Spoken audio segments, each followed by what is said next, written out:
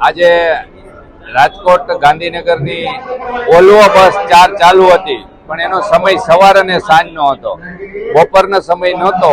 એટલે હવે આજે અમે રાજકોટથી ગાંધીનગર એસી બસ ચાલુ કરી છે, અને આ એસી બસ સંપૂર્ણ સ્વદેશી છે અને સીટ બેલ્ટ અને સેફટીના પૂરેપૂરા નિયમોનું પાલન કરતી આ બસ છે.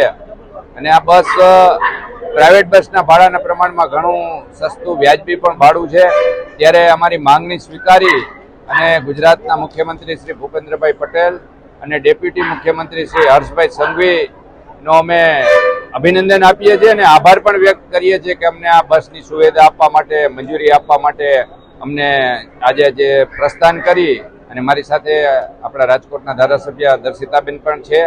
ત્યારે હું બંને આપણા આદરણીય વડીલ શ્રી મુખ્યમંત્રી શ્રી ભૂપેન્દ્રભાઈ પટેલ અને ડેપ્યુટી સીએમ શ્રી હર્ષભાઈને ફરીથી અભિનંદન અને આભાર માનું છું કે આવી સરસ મજાની મંજૂરી અમને આપી અને આજે અમે પ્રસ્થાન કરાવ્યું.